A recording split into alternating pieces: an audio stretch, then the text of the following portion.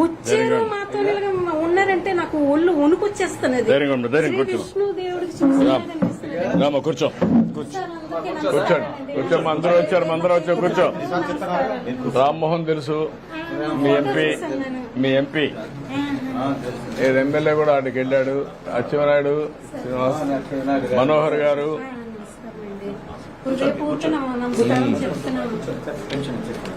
ఇవ్వండి, ధైర్యంగా ఉండండి.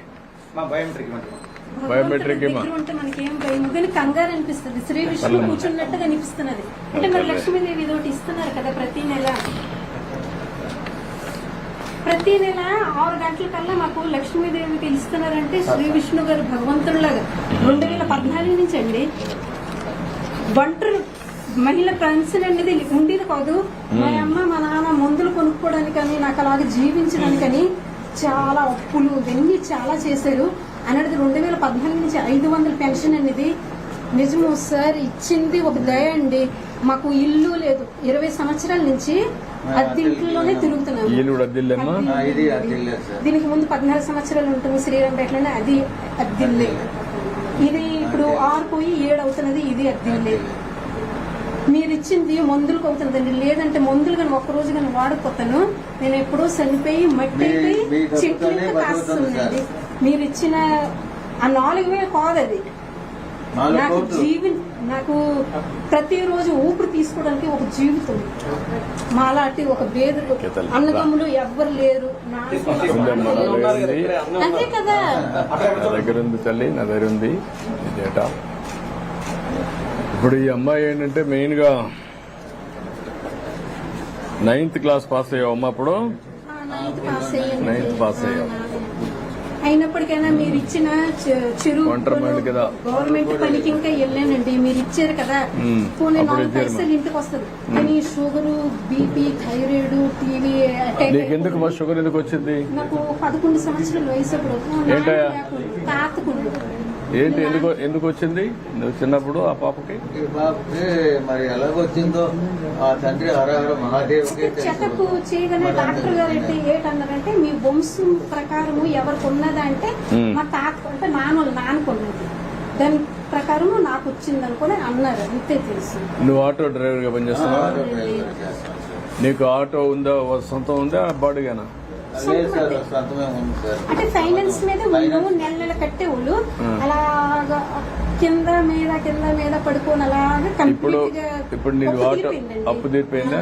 అప్పు తీరిపోయింది సార్. ఈ కింద ఆర్థిక పరిస్థితి మీరే అనుకుని ఉన్నాము. సంవత్సరం ముందు నాకు యాక్సిడెంట్ కూడా జరిగిందండి.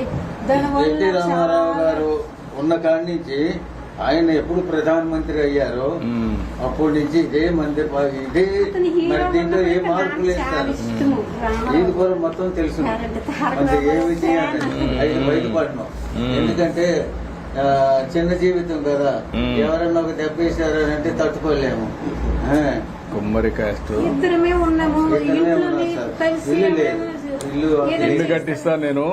ఇమీడియట్ కలెక్టర్ చెప్తున్నా, ఇల్లు శాంక్షన్ చేసి ఇల్లు కట్టిస్తాం. ఒకవేళ గానీ ఆ ఇంటికి ఏదైనా అడిషనల్ గా అయితే మీరు పర్సనల్ గా సూపర్వైజ్ చేసి కట్టించేసేయండి. ఊర్లోనే ఉంది, లేదు 80 సెంట్లలో ఇమీడియట్ గా శాంక్షన్ చేసి ఇల్లు స్టార్ట్ చేసేయండి. రేపే స్టార్ట్ చేయండి. మీరు అప్పుడప్పుడు పోయి చూసుకోండి, ఇల్లు కట్టించేస్తాం. తర్వాత ఎప్పటికప్పుడు నువ్వు ఇంకేమైనా చేయగలుగుతారు? నువ్వు ఆటో తోలుతున్నావు అంతవరకు. 15 రోజులు వెళ్తే 15 రోజులు వెళ్ళండి సార్. చాలా పెద్ద యాక్సిడెంట్ అయింది.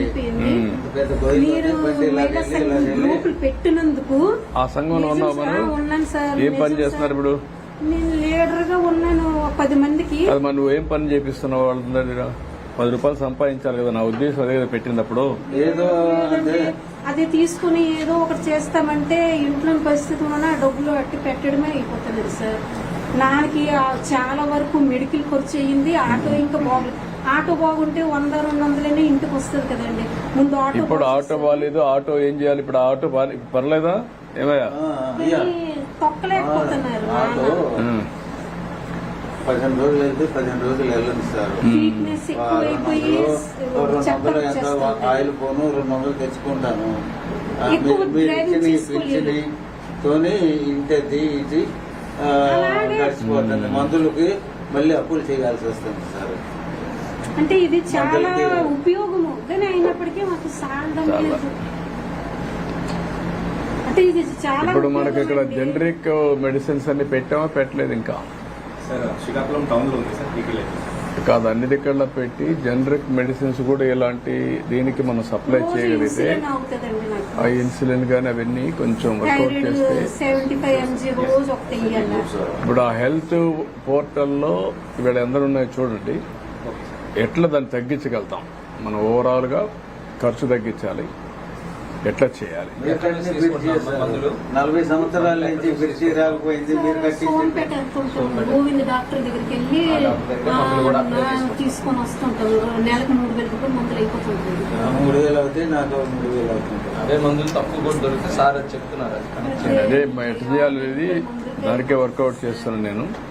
ఒక్క రోజు కానీ మెడిసిన్ వాడకపోతాము, రెండో రోజు కల్లా సరే మందులు. ఒక పని చేయండి, ఒక 2 లక్షల రూపాయలు డబ్బులు ఇవ్వండి. చాలా తప్పమ్మా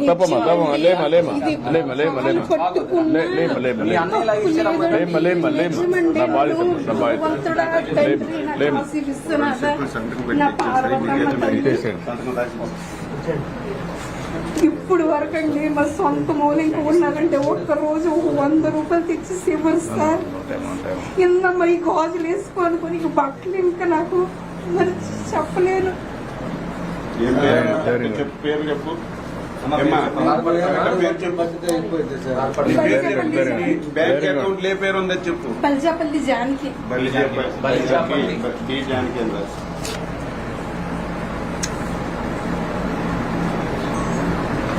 ఈ 500 పెన్షన్ నుంచి అండి అలాగా నేను